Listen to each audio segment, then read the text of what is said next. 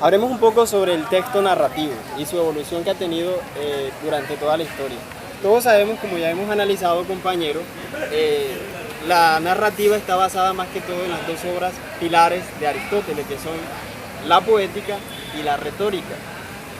Los narratólogos franceses y los formalistas rusos tomaron muchos de los conceptos pilares de estas obras de de Aristóteles, para basarse en el estudio y la identificación de textos narrativos. Algunos de esos autores, el compañero Luis nos va a comentar aquí qué parte de los conceptos de Platón tomaron ellos. Bueno, ellos retomaron el concepto de Platón, tomando como modelo el arte poética de Aristóteles. Eso fue lo que hicieron ellos. Por ejemplo, el aporte de Bremen, en lo que tiene que ver con el cuento, dice que debe de tener tres funciones, y esas tres funciones las conocemos hoy en día como un inicio, un desarrollo, desenlace y un final.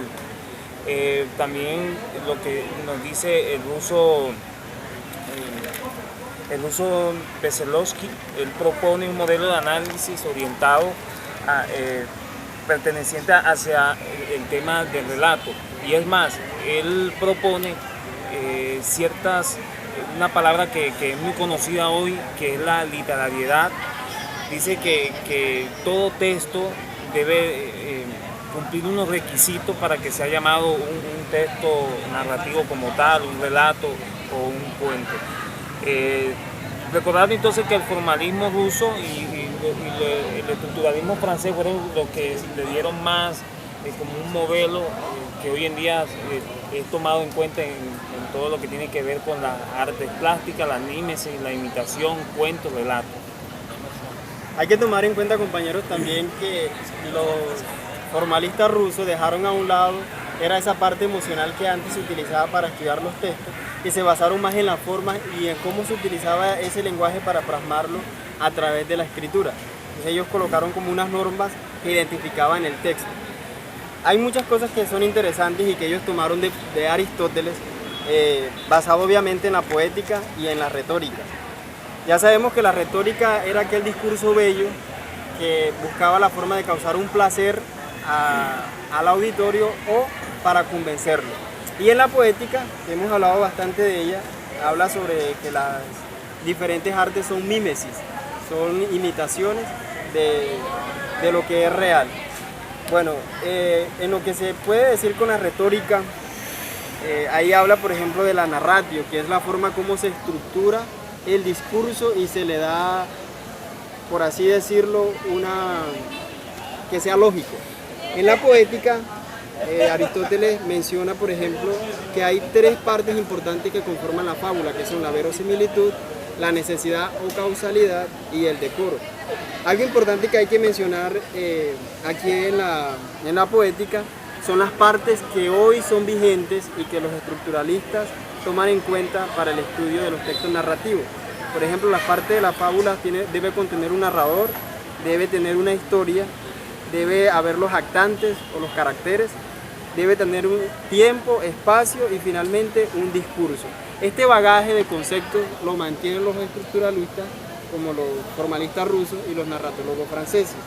También podemos decir, por ejemplo, con respecto a los requisitos que debe tener una narración, también menciona que son tres. ¿Cuáles son? La brevedad, la credibilidad, que habíamos hablado sobre la verosimilitud, y igualmente el carácter patético, que es aquella parte humana, la parte emocional que busca conmover al personaje, al auditorio. Cuando hablamos de análisis de lo narrativo, nos conduce a tres conceptos importantes, que son la verosimilitud. Es hacer que aunque las cosas sean imaginarias tengan credibilidad. El decoro. Acá hablamos de que el contenido no solo debe ser creíble, sino también real. Como puede tener parte de cosas o hechos imaginarios, puede tener hechos que son reales. La causalidad, que es de dónde proviene la idea y el orden de los acontecimientos. Cicerón aporta una clasificación a los géneros narrativos, que queda evidente en la relación entre la narratio retórica y la narratio literaria, que vendría siendo narración de la causa, narración como digresión, son los hechos reales, y la narración como ejercicio del adiestramiento del futuro orador, que esto viene siendo el dominio del imaginario. Aquí él maneja los hechos reales y los hechos imaginarios.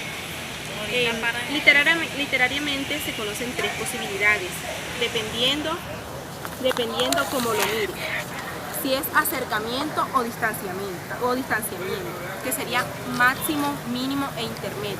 Máximo equivale a una historia, intermedio equivale a fábula, y intermedio equivale a argumento, y mínimo equivaldría a la fábula. En la narratio retórica se ingresa en el ámbito de la ficción con dos modalidades, que son los hechos verosímiles, que vendrán siendo un argumento, y de una u otra forma los que carecen de verosimilitud, que vendrán siendo las fábulas. Son aquellos documentos que carecen de hechos reales. Para Cicerón, la narración es aquella que se hace hablar a las personas mismas y demostrar el carácter de ellas. El autor dice que el orden de los acontecimientos, que es llamada causalidad, es impuesto por el narrador, de acuerdo con la perspectiva, teniendo en cuenta una serie de procedimientos, que son las pretericiones, paralepsis y analepsis.